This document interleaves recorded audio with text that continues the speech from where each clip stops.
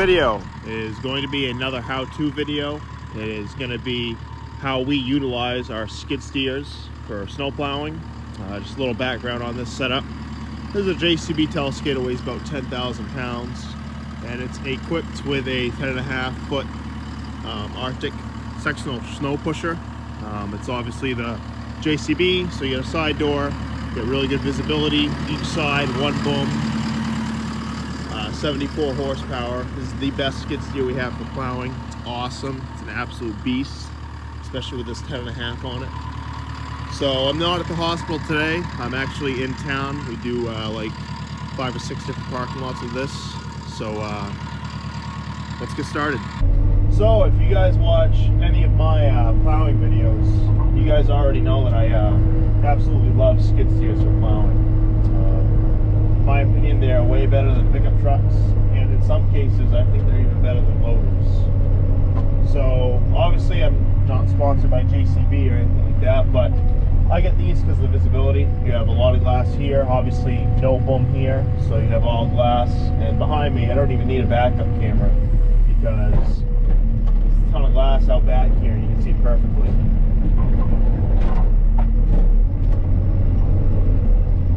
So we're at a small medical center in Livermore Falls, and this is like our priority down here, and then we have like another 4 or 5 parking lots that are about the same size. We usually do these lots with an 8-foot pusher, but I have the 10.5 down here. I just want to test it out and see how it works down here, and it works pretty damn good. So right now I'm trying to keep the RPMs low, that way you actually can hear me talk. Typically I have the RPMs a lot higher, that way I have more speed. First things first, when you're plowing a skid steer, is you want to keep your plow down as much as possible, and this typically means that you're plowing both ways, not just one way like a pickup truck. So as you can see there, I am plowed down here, turn right around, and plow the other way. We find the more that we can keep our pusher down, the more snow we can plow.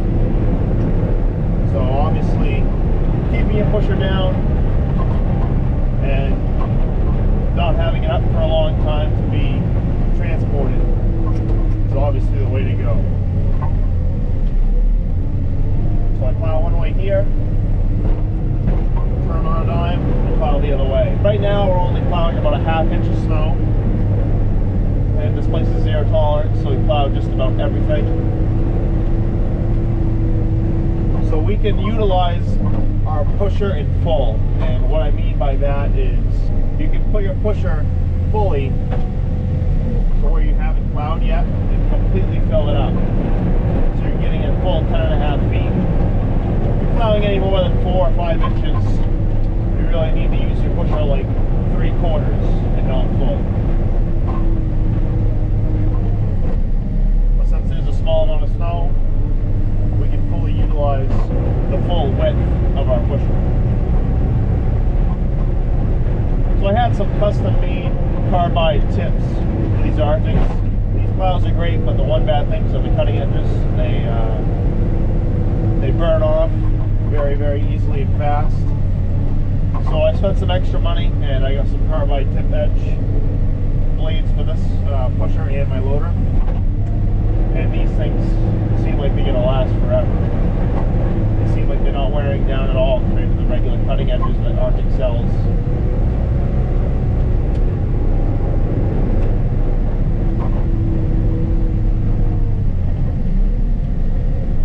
I usually tell my guys to keep our skid steers in fast mode.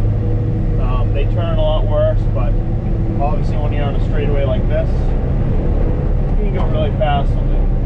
Obviously when we're by cars and doing, more like precision type plowing, we'll put it down to slow with a touch of a button and go from there. But typically we always have these skid steers in fast. As you can see here, I'm filling my pusher completely up with snow. and I'm leaving zero runoff that I have to go back and get. So obviously, when you're leaving runoff, you have a lot of snow. You obviously have to go back a second time and get what you miss. So even when there's a lot of snow, I'm always filling my pusher completely full, and I'll just go back and get the runoff the second time I plow it.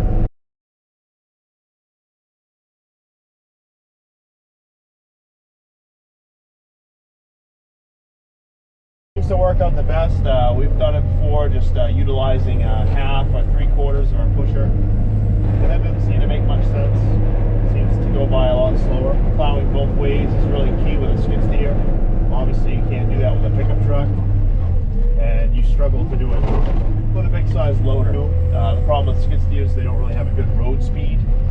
But I'll show you in a second. We're getting ready to drive down a road, and this thing can only do like 12 miles an hour. I really wish it could do like 18. It's not like a farm tractor or a loader or anything. So that is the one downfall with skid steers. But with the route that I have, it's very, very little road time. One thing I tell my guys is do not put your snow away, or do not empty your pusher before it's full. Wasting your time to empty your pusher like I just did when you're only halfway full is a waste of time. If you have the ability to keep on filling your pusher until it's about to spill off or run off, then do that. It saves a lot of time. And this lot used to take me a really long time with a pickup truck. I used to do it with a pickup truck. Now it's just a breeze with a skid steer, especially with a big pusher on it. It's basically no beating it. So here's the road time I'm talking about. So I do have a feature on my skid steers.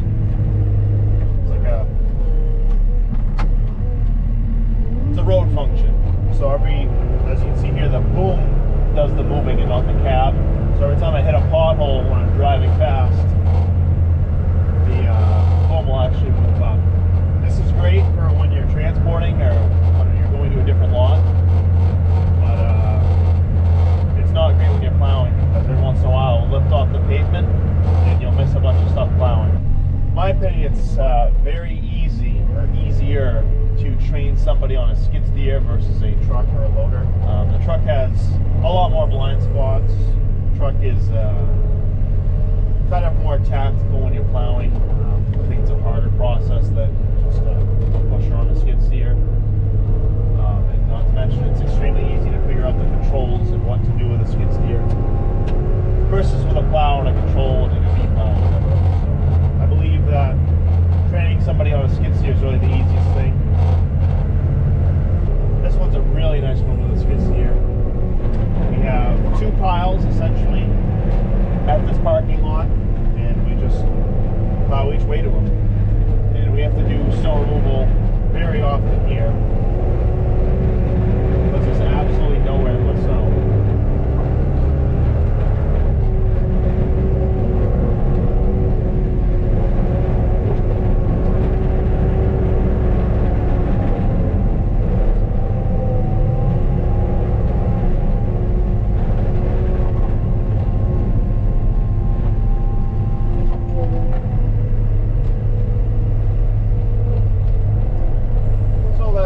One location we put snow.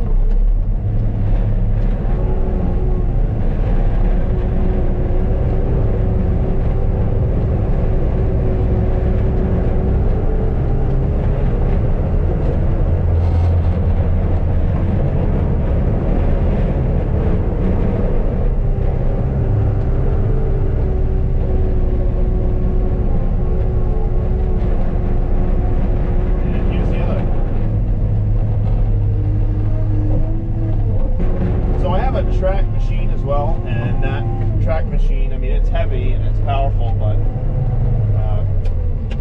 definitely tire machines are better for plowing snow. They're A, faster, and B, they have better traction. I mean, you can get snow tracks, yes, but you can also get snow tires, and those things are incredibly more useful than snow tracks.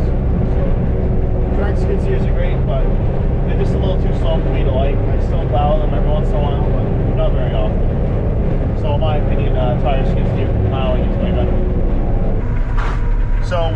you guys aren't seeing right now that is extremely important with these skid steers is there's no cars around. So during hours, when these businesses are open, these places are madhouses, cars everywhere, people moving everywhere.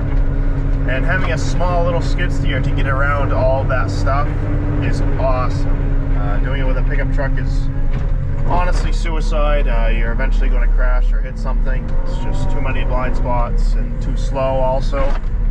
And even doing it with a loader would be very difficult. Being able to get around cars easily, spin on a dime, and still have good visibility is a big deal for plowing when these places are open. So there's good and bad about snow tires, at least the snow wolves that we have. They obviously give you better traction and they make you plow a bigger plow, but there's a couple downfalls. One being that they're extremely sketchy to drive when you're not plowing. So let's say if you're going full speed down the road, they're extremely jerky. And if you guys know, JCB controls are very touchy, and that's extremely scary. The second being is that let's say you wanted to go into a snow pile and push back a snowbank with this pusher. You instantly sink with snow tires. They're so narrow that you just literally sink.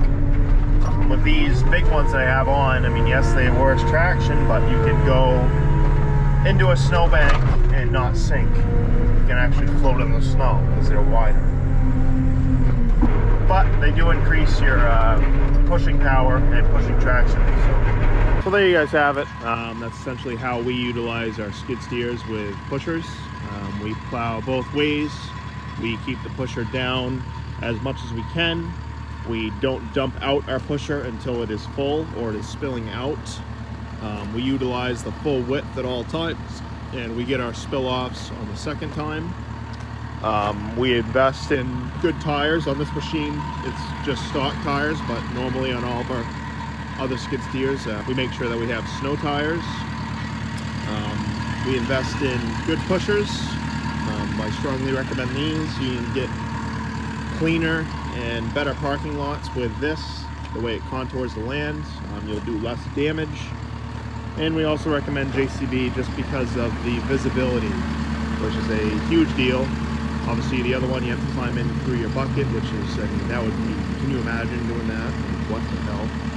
Obviously a side door is much better visibility and access wise, so that's essentially how we utilize our skid steers. I want to thank you guys for watching, and I do have more how-to videos coming up, and I do have some out on my how-to playlist, so if you guys are interested, watch those. Thank you very much.